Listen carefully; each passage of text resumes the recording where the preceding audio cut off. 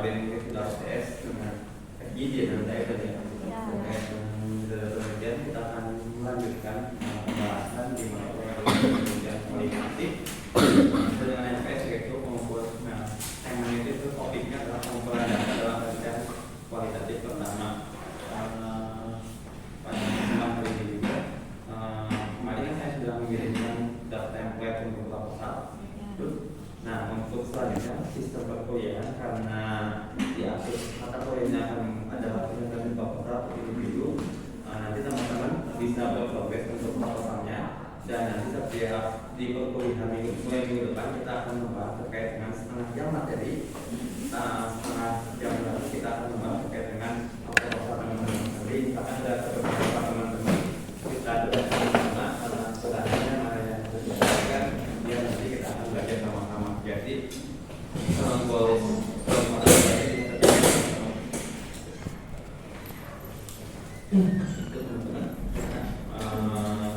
Baiklah mungkin sampai aja. Dalam hal penelitian data kualitatif kemudian saya kan sudah membahas terkait dengan berbagai metode penelitian etnografi, fenomenologi, etnografi juga studi kasus sama studi teori. Nah, khusus dalam mata kuliah ini kita membahas pengumpulan data penelitian kualitatif. Kalau di mata kuliah formalis itu mungkin mata kuliah kuantitatif mereka dia lebih banyak terkait dengan bagaimana cara membuat videonya, surveinya seperti apa dan sebagainya. Kalau dalam kualitatif kita menggunakan pendekatan yang berbeda. Nah, pengumpulan data dalam penelitian kualitatif adalah salah satu hal yang terpenting dalam sebuah rangkaian penelitian. Jadi tujuan dari sebuah penelitian selain menghasilkan pengetahuan baru tersebut diciptakan dari data-data empiris ataupun data empiris di lapangan, bisa dari observasi, wawancara ataupun hal lain. Lalu data kualitatif berbeda dengan data kuantitatif. Kalau kuantitatif dia berbentuk angka, tapi kalau dalam data kualitatif dia bisa berbentuk kata, bisa berbentuk tindakan itu bisa difoto menggunakan video, lalu juga bisa dalam bentuk sebuah dokumen. Jadi kita di dalam penelitian kualitatif tidak akan ketemu uji kualitas, uji T, uji C dan sebagainya. Nah, seperti yang telah dibahas pakainya oleh Faida mungkin di pertemuan sebelumnya, penelitian kualitatif itu tujuannya ada dua. Pertama adalah memahami makna, kedua adalah memahami konteks sosial secara mendalam. Jadi dalam penelitian kualitatif kita tidak hanya bisa melihat pengaruh X kepada Y, tapi kita bisa mempelajari lebih jauh bagaimana kenapa sih X itu berpengaruh kepada Y, bukan hanya sekedar hubungan timbal balik aja, tapi kita bisa melihat karena bahasa kah, karena budaya kah, atau karena hal lain. Nah, itu sudah bisa didalami dalam penelitian kualitatif. Hanya sekedar opini. Nah, prinsip dari data kualitatif adalah pertama dia dikumpulkan dengan natural setting. Maksudnya adalah bahwa pure di lapangan tidak ada intervensi apa-apa, bahwa apa yang ada di lapangan atau di lapangan penelitian atau di tempat penelitian itu yang kita laporkan dalam hasil penelitian kita. Jadi kita tidak melakukan setting dengan harus setting, kita melakukan menyampingnya seperti apa. Peneliti hanya bertindak sebagai pengamat untuk apa yang diamati di lapangan. Lalu di penelitian kualitatif, kalau di penelitian kuantitatif objek utama yang paling utama itu bagaimana kekuatan kuesioner penelitian, instrumen penelitian dan sebagainya. Nah, kalau di penelitian kualitatif yang paling diutamakan adalah penelitinya, karena peneliti bertindak secara langsung sebagai instrumen utama dalam menggali data yang ada di lapangan. Jadi kita harus belajar bagaimana sih supaya orang tuh ketika kita wawancara mereka percaya ke kita, mereka bisa lepas mungkin ngobrol sama kita dan sebagainya. Atau bagaimana ketika kita misalkan observasi di lapangan, kita mengetahui mana yang unik, mana yang tidak unik. Nah, itu di dalam penelitian kualitatif bisa diteliti lebih baik. Kalau misalkan saya kecepatan ngomongnya, atau ada yang langsung ditanyakan, langsung aja angkat tanya ya. Nah, fokus pada penelitian kualitatif, pada konteks sosial dan juga pada makna, bukan generalisasi. Jadi ketika sebuah penelitian kuantitatif kan dia ada sampling ya. Kalau di penelitian kualitatif dia bisa digeneralisasi ke populasi yang lebih luas. Kalau di penelitian kualitatif dia nggak bisa digeneralisasi, tapi bisa dikontekstualisasi. Misalkan penelitian terkait dengan di kelas A, itu ternyata semangat belajarnya sangat tinggi, belum tentu bisa mewakili populasi yang ada di UIN.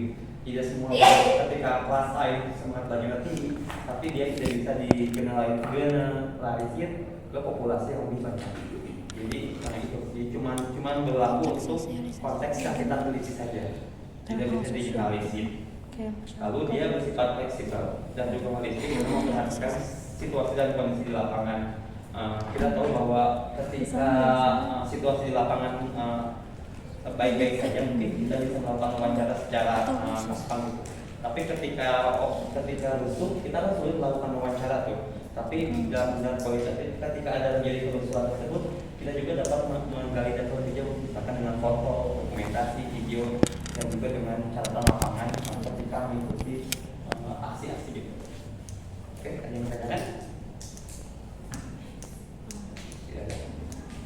Nah, ada 3 jenis data penelitian kualitatif. Yang pertama adalah data primer. Data primer itu dihasilkan dari wawancara, lalu dari observasi langsung.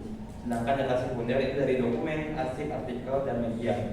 Perbedaan data sekunder, kalau data primer, dia itu mendapatkan datanya langsung ke lapangan. Jadi peneliti datang ke lapangan, melakukan wawancara, melakukan observasi, dan sebagainya. Tapi kalau data sekunder, kita memanfaatkan data yang sudah ada, teman-teman.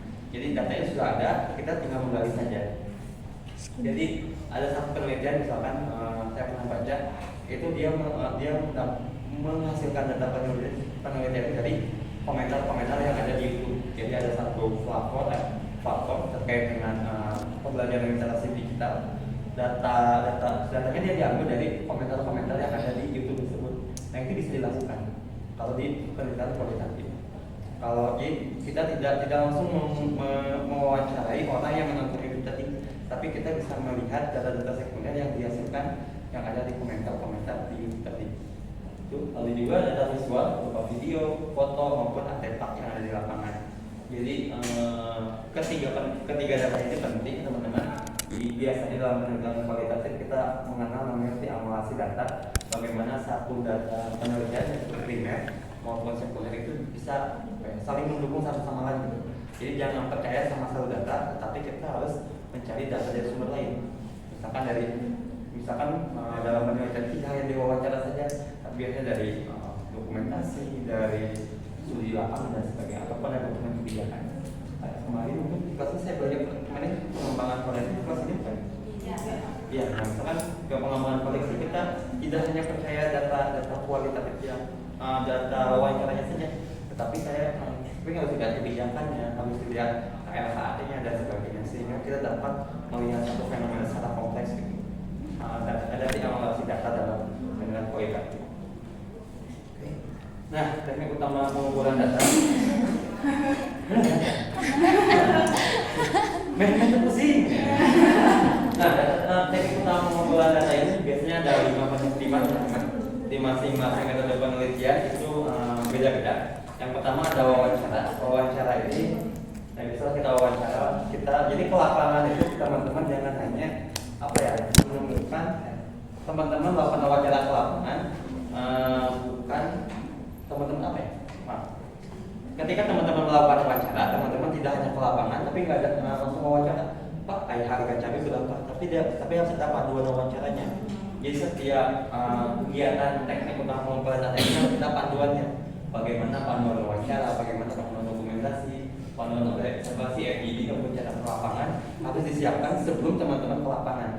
Kalau teman-teman ke lapangan cuma observasi aja, cuma lihat-lihat aja, itu bukan penelitian, cuma survei aja gitu ya, supaya survei harga yang diskon mana dan sebagainya. Tapi kalau kita ada panduan wawancaranya, panduan observasinya, nah itu teman-teman benar melakukan melakukan penelitian. Nanti di minggu depan kita akan membahas bagaimana cara pembuatan panduan tersebut. Jadi di pembelajaran ini hanya overview saja, dan juga di minggu depan kita akan membahas bagaimana cara membuat panduan-panduan dari 5 teknik utama penelitian kualitatif ini. Lalu ada dokumentasi. teman-teman bisa pakai foto, video dan sebagainya. Kalau ada observasi, teman-teman bisa ke lapangan, ke perpustakaan, mengunjungi satu perpustakaan. Teman-teman bukan diem dari jam 8 sampai jam 5 cuma ngamatin doang, tapi harus dilakukan observasi. Ada dicatat apa saja yang dicatat itu harus dibuat panduannya. Jadi ketika teman-teman ke lapangan, teman-teman tahu apa yang diobservasi. Bukan saya seperti ini dan sebagainya, tapi ketika ke lapangan tahu ini yang dicatat seperti itu. Lalu juga ada FGD, mungkin teman-teman kemarin seperti FGD ya. Nah seperti itu, kalau kemarin itu ada panduannya. Kalau di penelitian kualitatif itu ada panduannya bagaimana pembukaan, penyampaian tujuan, lalu ada diskusi, menutup FGD juga itu ada caranya. Lalu juga ada catatan lapangan. Catatan lapangan ini biasanya ada di penelitian etnografi. Ketika jadi teman-teman tidak melakukan wawancara langsung ke orangnya, tapi melakukan catatan lapangan. Kira-kira mana sih yang penting, yang penting dan sebagainya. Nah, wawancara yang pertama adalah teknik wawancara. Wawancara merupakan tanya jawab yang dilakukan oleh dua orang untuk bertukar informasi mengenai satu topik. Mungkin bisa belajar tentang jurnalistik mungkin. Jurnalistik sama Pak Ida sama Pak Mandi ya. Nah, mungkin di mata pelajaran jurnalistik di pelajaran video terkait dengan teknik wawancara. Tahu nggak? Enggak. Oh, langsung menulis berarti ya? Menulis berita berarti? Enggak menulis. Enggak juga. Kenapa menulis jurnalistik? Nah, nanti ketika wawancara itu teman-teman harus melakukan wawancara secara tadi natural setting, secara alamiah, nggak boleh dibuat-buat, nggak boleh dilakukan intimidasi kepada partisipan atau informan wawancara, tapi melakukan wawancara dengan cara yang baik sehingga si informan memberikan informasi secara langsung. Lalu tujuannya untuk menggali makna, pengalaman, maupun persepsi partisipan. Lalu jenis wawancara ada 3 teman-teman. Yang pertama wawancara terstruktur. Jadi ketika ke lapangan teman-teman udah ada draft apa saja yang akan ditanyakan ketika di lapangan. Ada pertanyaannya itu udah fix, gitu. Nggak akan bertanya lebih jauh. Lalu ada wawancara semi terstruktur. Ada panduan wawancaranya, tetapi ketika teman-teman dapat berimprovisasi apabila memang datanya belum diambil gitu ya, belum terungkapkan, bisa ditanya lebih jauh dan menyimpang dari atau ada pertanyaan tambahan dari panduan wawancara yang teman-teman buat. Juga ada wawancara tidak terstruktur, memang ke lapangan tiba-tiba langsung wawancara orang itu wawancara tidak terstruktur. Kalau saya lebih merekomendasikan sebagai peneliti awal itu menggunakan wawancara terstruktur maupun semi terstruktur di dalam penelitian kualitatif, supaya teman-teman itu tahu gitu seberapa jauh data yang akan dihasilkan dari wawancara tersebut. Lalu ada wawancara langsung. Kalau wawancara langsung face to face kita langsung hadapan-hadapan. Ada juga wawancara tidak langsung atau daring. Ini bisa menggunakan Zoom atau menggunakan telepon. Nah, itu bisa juga dimungkinkan dalam penelitian kualitatif. Untuk yang langsung maupun yang daring itu ada rambu-rambunya dalam melakukan penelitian. Jadi hanya wawancara langsung, tapi ada rambu-rambunya, ada step-step atau tips-tipsnya dalam melakukan wawancara langsung maupun tidak. Nah, tahapan wawancara pertama adalah menentukan informan. Ketika teman-teman sudah membuat penelitian, judul penelitian, tujuan penelitiannya apa, teman-teman harus mengidentifikasi kira-kira dalam satu lapangan penelitian atau penelitian siapa saja yang mesti diwawancarai di situ. Diklasifikasikan apakah apakah informannya itu informan yang homogen, artinya sama, misalkan pemustaka semua, atau dia informan yang heterogen. Kalau yang heterogen itu tingkat-tingkat pemustakaannya iya, pustakawannya iya, kepala perpustakaannya iya dan sebagainya. Kalau informannya homogen, panduan itu bisa tuh. Tetapi ketika informannya heterogen, maka teman-teman harus membuat panduan wawancara yang beragam. Karena kan ketika kemarin pengembangan koleksi, ketika pemustaka 10 orang misalkan kita wawancara, dan kita tetap pakai panduan yang sama. Tetapi ketika informasi heterogen, kepala pustakawannya, kepala pemustakanya, maka setiap informan kita harus membuat panduan wawancara yang berbeda-beda. Karena kita supaya dapat makna dari informan pemustaka begini, kalau kepalanya begini kalau ada tulisannya seperti ini. Jadi kita dapat data yang bisa. Lalu menyusun instrumen pertanyaan yang kedua, jadi saya jelaskan. Lalu membangun rapor atau hubungan baik dengan partisipan. Jadi upayakan ketika melakukan kegiatan wawancara, teman-teman itu membangun rapor gitu, harus dengan baik, harus dengan misalkan kenali lebih jauh, kenali lebih jauh SKSD lah kalau di kita SKSD dulu dengan informan, sehingga informan dapat yakin bahwa teman-teman dapat menjaga kerahasiaan data. Lalu melakukan wawancara dan direkam. Jadi ketika melakukan wawancara jangan lupa direkam juga, karena dari rekaman tersebut akan ditranskripsi dan juga dianalisis lebih lanjut mengenai teknis penelitian kualitatif. Kalau wawancaranya nggak direkam, artinya nanti akan hilang konteks gitu. Ini juga catatan proses interview menentukan terutama menentukan siapa partisipannya, lalu memperkenalkan diri selama 20-30 menit kepada partisipan, tujuan penelitiannya apa itu harus dijelaskan, sehingga harus dijelaskan juga bahwa wawancara ini sifat amannya dan akan dijaga kerahasiaannya. Itu teman-teman harus meyakinkan, sehingga ketika partisipan melakukan itu mereka akan percaya gitu.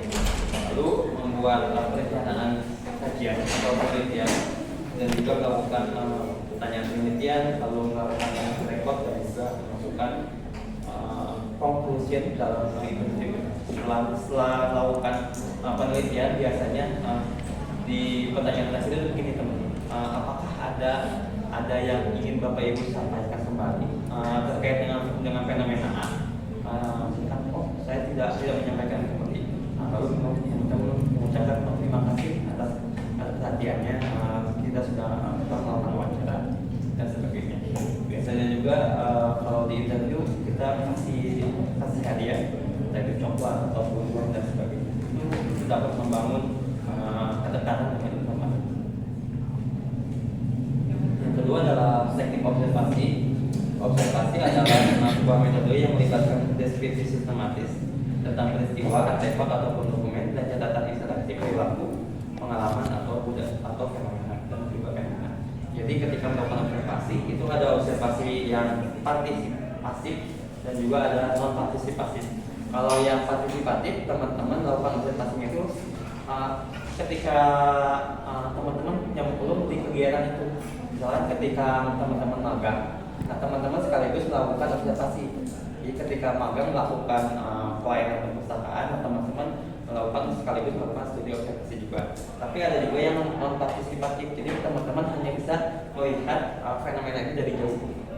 Kalau yang partisipatif, teman-teman ikut ke dalam fenomena tersebut. Cukup jelas kan? Misalkan saya mau meneliti kelas ini, ada dosen yang mau meneliti kelas ini. Kalau yang partisipatif, dia akan duduknya di tengah, ikut sebagai mahasiswa. Tapi kalau dia non partisipatif, dia mungkin duduknya akan di depan, hanya memperhatikan saja, tidak mengikuti pembelajaran secara langsung. Nah itu ada yang pengamat luar maupun menjadi orang besar. Lalu juga ada yang terbuka dan juga yang tertutup. Kalau yang terbuka, orang-orang itu tahu mereka itu diobservasi oleh peneliti. Kalau yang tertutup, orang-orang itu tidak tahu mereka sedang dilakukan diobservasi. Nah, dua pendekatan ini baik yang partisipatif maupun non partisipatif itu akan menghasilkan data kualitas data yang berbeda.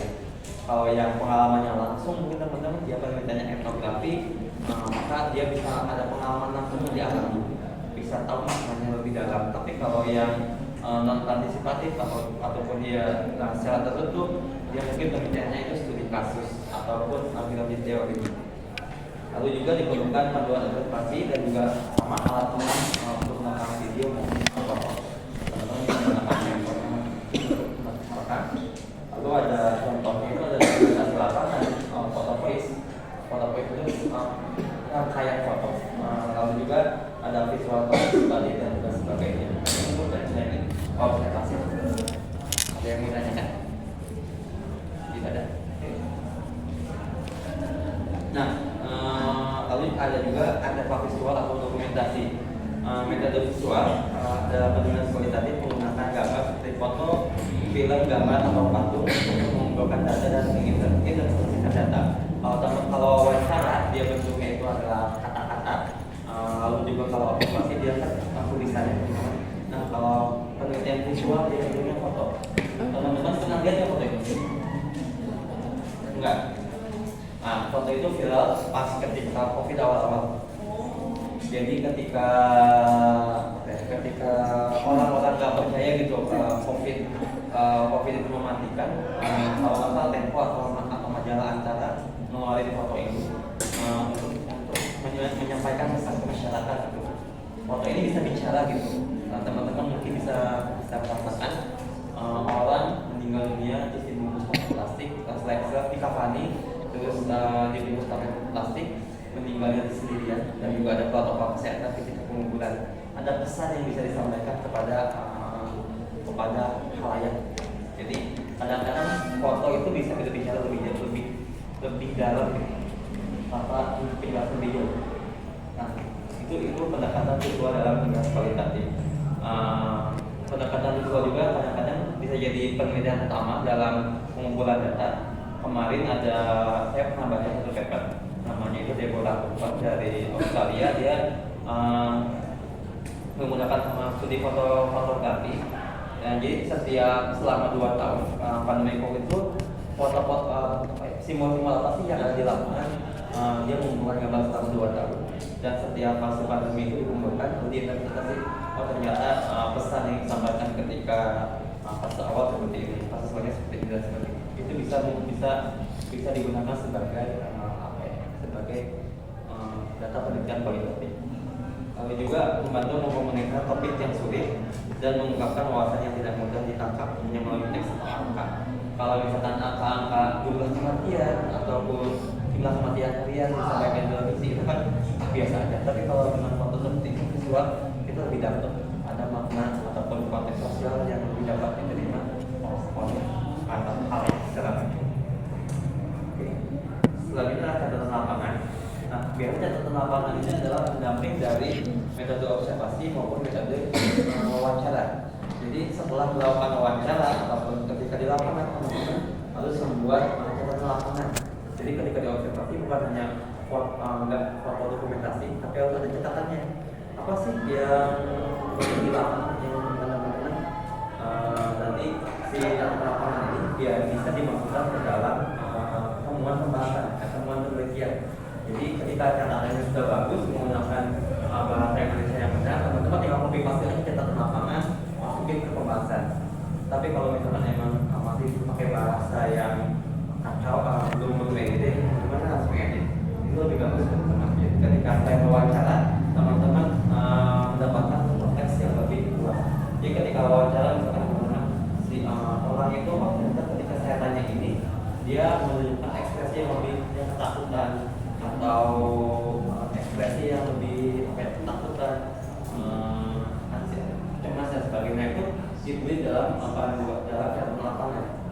Jadi setelah wawancara selesai, buru-buru teman-teman apa yang terpikirkan langsung dituliskan dalam catatan lapangan. Jadi ketika teman-teman baca lagi catatan lapangan, teman-teman tahu kok ketika wawancara itu saya sama mereka seperti ditangkap.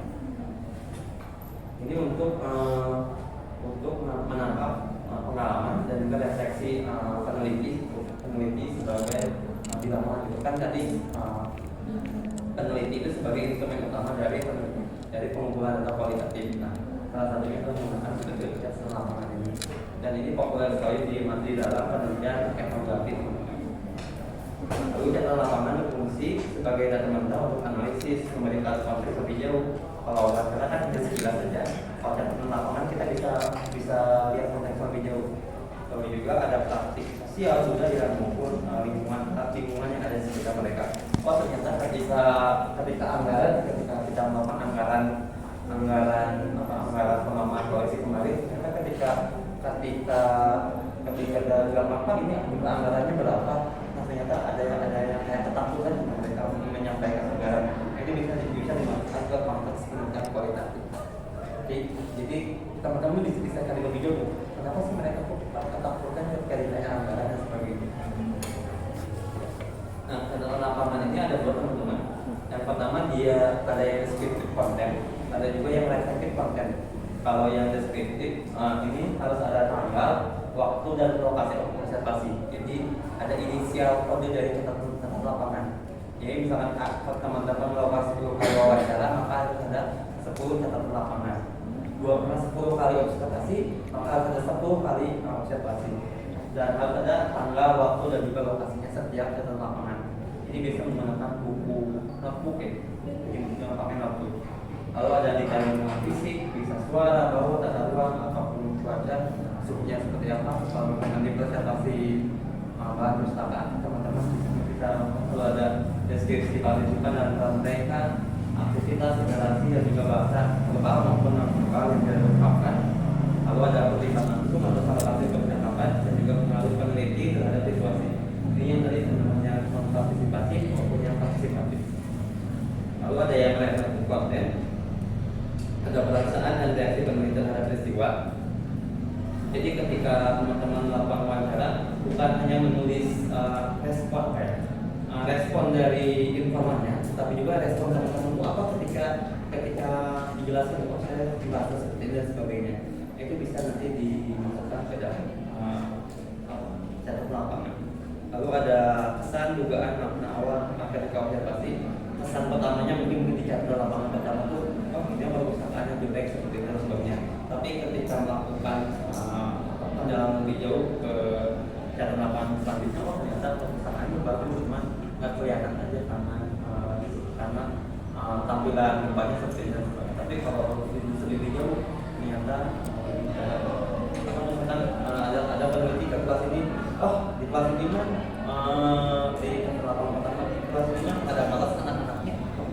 Tapi kan mereka itu kan pesan pertama, tapi bukan setelah mereka ikut pembelajaran 5 atau 6 kali, mungkin di catatan lapangan yang selanjutnya, ternyata mereka pun malas karena pada saat magang dan sebagainya itu. Ternyata mereka tuh ketakutan ketika menyampaikan pendapat ke dosennya atau dosennya atau dan sebagainya. Tapi ketika dosennya humble, ternyata kali ini pada aktif begitu. Lalu juga pertanyaan penelitian lebih lanjut dan juga catatan metodologi terkait proses penelitian. Ketika ada hambatan teman-teman, ketika di lapangan teman-teman menemukan hambatan, ternyata ketika saya pengen melakukan wawancara kepada kepala perpustakaan bukan di tanggal sekian, ternyata kepala itu kan biar teman-teman gak lupa, teman-teman tuliskan catatan lapangan. Saya hari ini tidak bisa melakukan wawancara dengan kepala perpustakaan karena ada hambatan.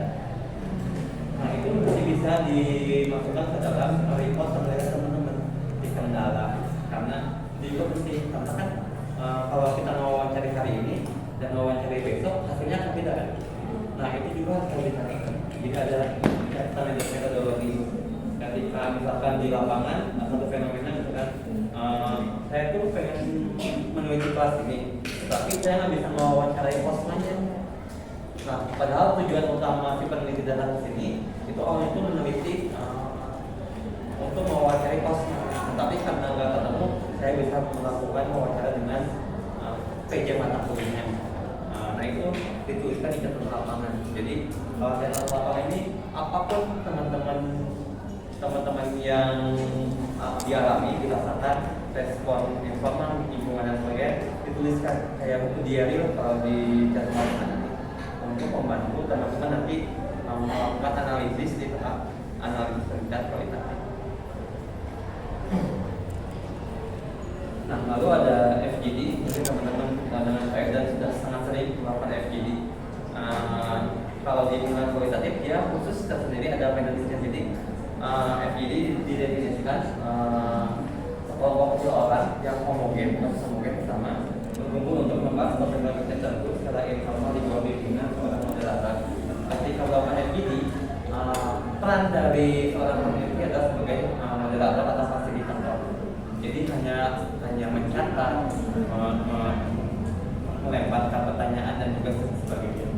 Lalu tujuannya mengidentifikasi isu dan tema seperti informasi menarik dan bukan yang penting. Jadi nanti setelah melakukan FGD bukan hanya informasi menarik doang yang dicatat, tetapi teman-teman harus menafsirkan kira-kira dari data wawancara itu apa sih yang sebenarnya menjadi tema atau core topik dari proses pengalaman tadi.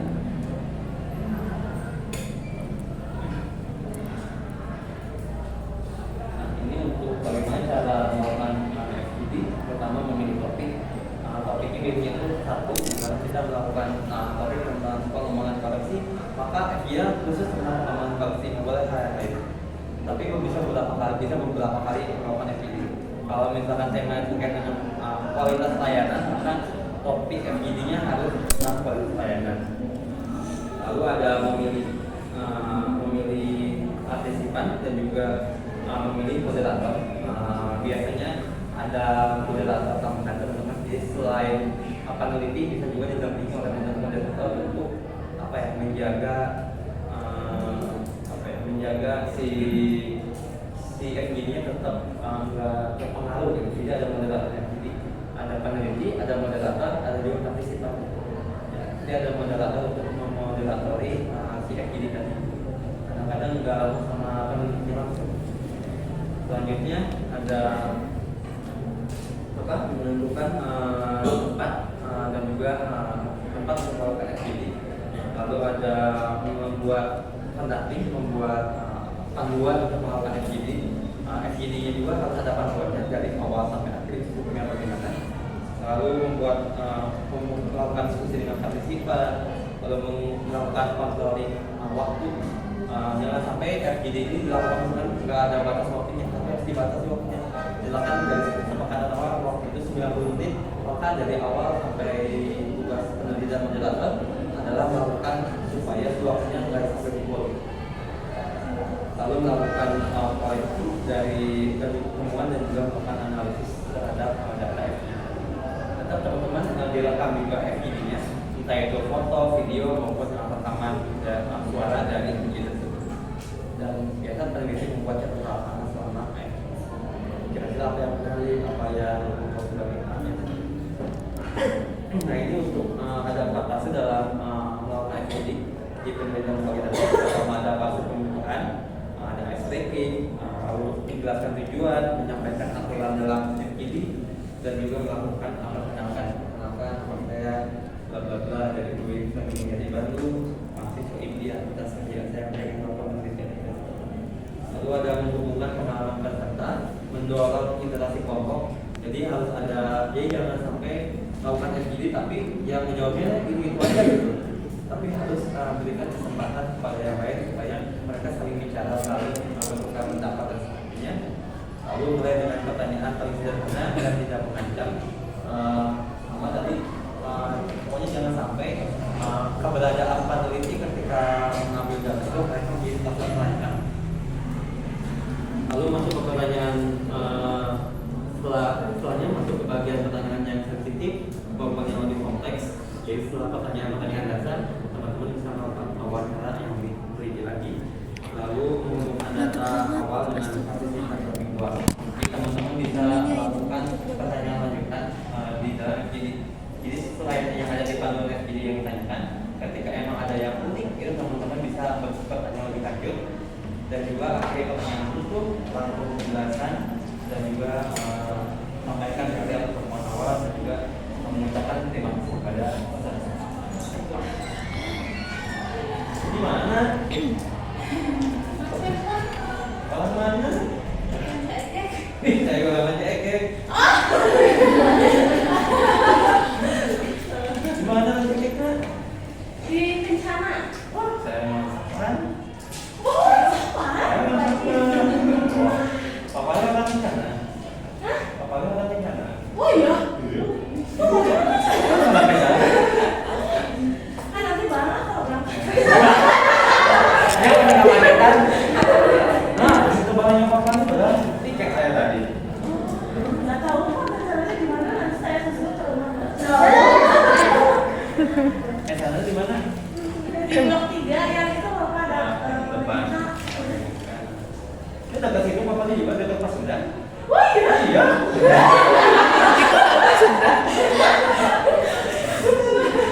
Nah,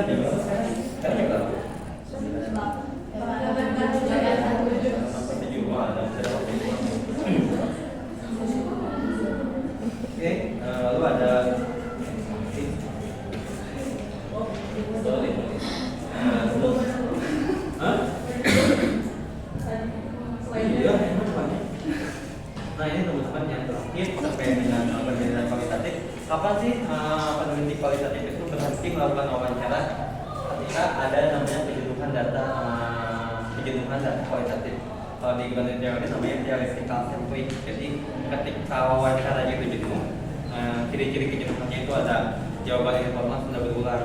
Jadi dijawab A, kalau jawabannya tetak itu berarti datanya udah jenuh. Lalu tidak ada kode atau tema baru yang muncul, lalu ada hubungan antar kode atau kode sudah jelas, dan peneliti merasa data cukup untuk menjawab pertanyaan penelitian. Jadi ada dua kondisi di mana data itu dikatakan jenuh. Pertama, apabila dari informannya sendiri merasa bahwa dari jawaban informan itu sudah jenuh gitu. Ketika ditanya pertanyaan jawabannya enak-enak gitu. Ke yang lain tanyakan apa sih ya kesulitan belajar mempelajari metodologi penelitian, kata ini misalkan dosennya, ini materinya, ini PPT-nya dan sebagainya, atau ini hambatan belajar. Tapi kalau misalkan ini dosennya kan udah jenuh seperti kalau tidak ada lagi. Tapi kalau misalkan pertanyaannya masih beragam, lanjutkan pencarian data penelitian. Jadi kalau di kualitatif kan ada settingnya itu di awal, pakai Slovin dan sebagainya. Nah kalau di kualitatif kita nggak bisa menentukan berapa banyak orang yang diwawancara atau berapa banyak melakukan FGD atau melakukan observasi. Tetapi peneliti akan merasa kalau datanya sudah cukup, sudah jenuh, baru mungkin selesai mengumpulkan data. Jadi nggak direncanakan di awal kalau penelitian itu berapa banyak melakukan wawancara. Tapi ketika di akhir atau di tengah-tengah penelitian mereka baru bisa mengatakan, oh ini cukup penelitian sendiri. Atau kondisinya yang kedua teman-teman, ketika teman-teman melakukan analisis, datanya sudah jelas gitu. Oh dari wawancara analisis beberapa orang ternyata udah jelas nih jawabannya itu ini gitu. Baru teman-teman bisa selesai melakukan wawancara. Berapa jumlah partisipan dengan kualitatif beragam, bisa 1 orang sampai 50 orang, bisa paling banyak itu. Kalau yang studi kasus itu dia cuma 1 orang. Bahkan di penelitian kualitatif belum bisa, di penelitian kualitatif itu bisa teman-teman melakukan namanya autoetnografi. Teman-teman sendiri yang melakukan mencari pengalaman. Jadi apa yang dirasakan teman-teman dicatat, nah itu datanya itu cuma dari peneliti sendiri. Tapi tidak direkomendasikan melakukan penelitian untuk S1. Kalau S3, S2 baru teman-teman boleh melakukan penelitian autoetnografi. Jadi misalkan teman-teman melakukan penelitian autoetnografi terkait dengan masih layanan administrasi di Kota Batu. Nah teman-teman nggak perlu melakukan wawancara sebagainya, tapi teman-teman datang ke Dukcapil, oh ternyata administrasinya itu seperti ini, teman-teman melakukan pencatatan, jadi bikin filter pencatatan lapangan. Jadi sumber datanya dari diri kita sendiri, itu namanya autoetnografi. Jadi penelitian kualitatif itu kita nggak akan tahu berapa jumlah yang perlu diwawancara, berapa kali observasinya, berapa kali melakukan FGD, karena direncanakan sejak awal, tapi harus ketika sudah jadi maka betul-betul berarti melakukan pengumpulan data. Oke, ada yang ditanyakan? Ini untuk tips melakukan pengumpulan data. Pertama adalah pahami konteks dan tujuan penelitian. Jadi sejak awal teman-teman sudah memahami mau jawab apa sih penelitian yang perlu dikerjain. Kalau misalkan kalau dalam penelitian etnografi maka harus memahami budaya itu dari satu sifat. Kalau studi kasus maka kasusnya seperti apa. Kalau belajar teori biasanya membuat teori baru dan sebagainya.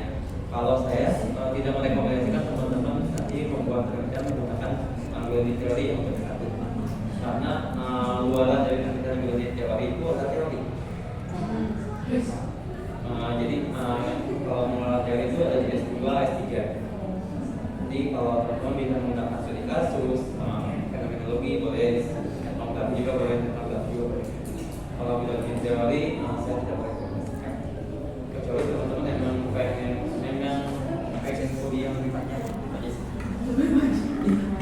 Betah jadi apa? Jadi donor di kampus boleh. Karena makanya dari saya dua menjalani teori sampai 2 tahun. Karena harus sampai benar-benar teorinya dulu. Kedua, gunakan pertanyaan terbuka dan fleksibel. Jangan gunakan pertanyaan yang jawabnya iya tidak. Tapi harus yang mereka bisa menceritakan lebih jauh. Pak, coba apa pertama? Dalam perusahaan ini udah besar apa kecil? Kecil. Tapi pertanyaan lebih terbuka apa? Menurut Bapak apakah keuangan kita saat ini sudah sesuai atau memadai untuk pengembangan koleksi? Oh belum Pak. Kejar lagi. Bapak belum. Maka pertanyaan itu terbuka. Kalau iya tidak itu ya nanti diminta kualitatif. Setuju tidak setuju? Kalau setuju tidak itu kualitatif. Tapi kalau di kualitatif dia bukan terbuka. Open question. Kalau itu aman, silakan Anak kucing. Lalu dokumentasikan dengan teliti catatan wawancara, observasi dan juga refleksi setelah kegiatan. Biasanya setelah mengumpulkan data teman-teman beberapa jam atau malamnya teman-teman melakukan jurnal atau diary tadi, merefleksikan kira-kira apa sih yang teman-teman di lapangan tadi pagi hasil wawancara. Jadi selain melakukan wawancara, teman-teman melakukan refleksi, mengingat apa sih konteksnya dibuat yang tadi atau pengalaman tadi. Jadi mungkin konteksnya seperti apa, kan tidak lengkap juga gitu mah direfleksikan seperti itu juga. Jadi ketika teman-teman nanti melakukan analisis data, teman-teman selain dapat data wawancaranya dapat juga konteksnya gitu. Oh, orang itu menjawab jawabannya seperti ini karena seperti ini. Jadi kita perlu lupa karena konteks, hilang konteks. Lalu lakukan pengamatan data. Artinya berarti amati sumber data ataupun alokasi waktu. Teman-teman dapat melakukan wawancara dengan kalau belum puas belum datanya hari ini, maka biasanya seminggu kemudian teman-teman melakukan wawancara lagi. Jadi saya analisis data ini. Nanti analisis waktu. Ada juga saya analisis sumber data. Bisa ke beberapa orang, tidak homogen dan sebagainya. Selalu jaga hubungan baik dengan partisipan. Jangan sampai ada yang melukai mereka dan sebagainya sehingga mereka terbuka. Jaga etika, empati. Empati ini sama saja teman-teman. Kita harus ketika melakukan wawancara teman-teman itu nggak boleh menyangka Pak lagi Pak nggak atau lagi tapi teman-teman itu ketika melakukan wawancara teman-teman bertindak sebagai pendengar yang baik. Pak, oh gitu Pak. Jadi apa ya? Jadi ketika ada empati ya teman-teman harus empati kepada wawancara ketika bukan anggaran akan ada yang kecil karena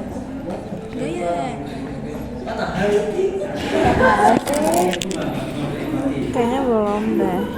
Kalau udah ada empati nanti mereka nggak akan Ari yang aku utama kamu non memberikan Altalu jadi ya cuma Ata Altalu Altalu nih ada udah ini Tapi aku jarang lihat SG kamu. aku emang jarang ini saya kenakannya Ini yang utama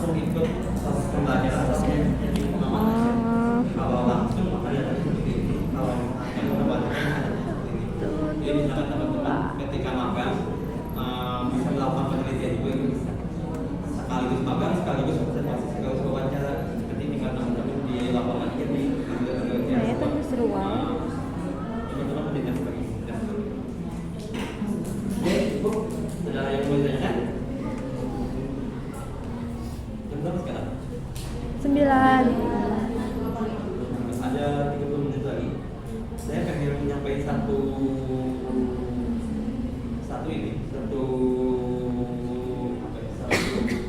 topik terkait apa sih itu riset informasi, apa sih bedanya riset komunikasi, psikologi dan sebagainya.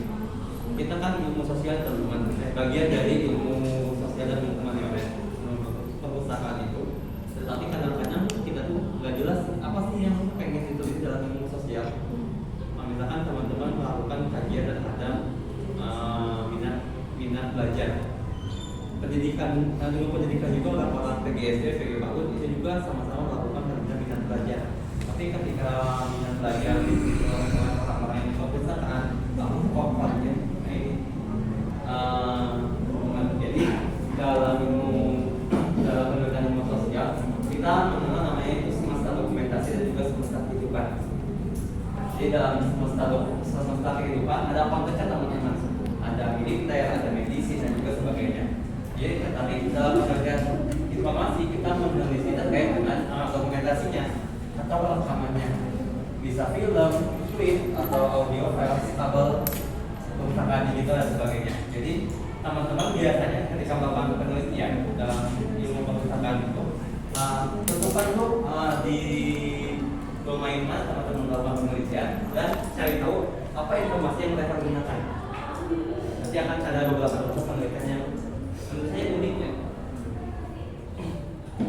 Jadi katanya Mas Yales, dibandingkan dengan ilmu sosial lain, kami itu orang-orang ilmu perpustakaan dan informasi mencari benang-benang informasi dalam struktur sosial kehidupan manusia.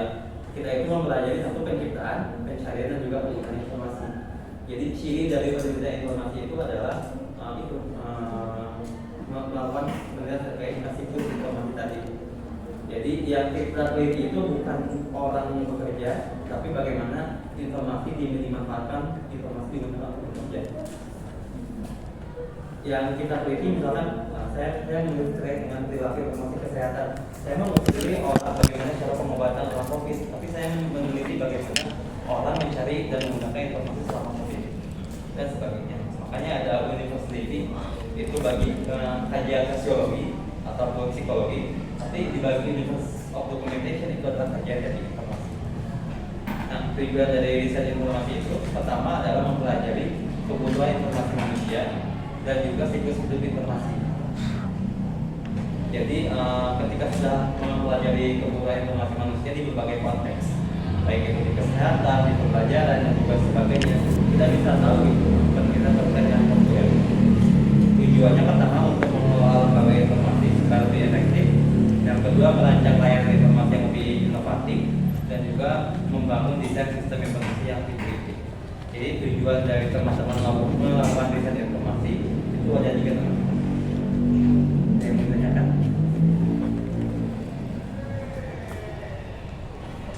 Jadi misalkan teman-teman melakukan penelitian terkait dengan penggunaan ChatGPT di mahasiswa gitu. Nah, yang dipelajari oleh mahasiswa ilmu perpustakaan adalah bagaimana melakukan siklus hidup Indonesia, melakukan bagaimana mengevaluasi sumber informasi, bagaimana menggunakan informasinya dan sebagainya. Bukan bagaimana orang merasa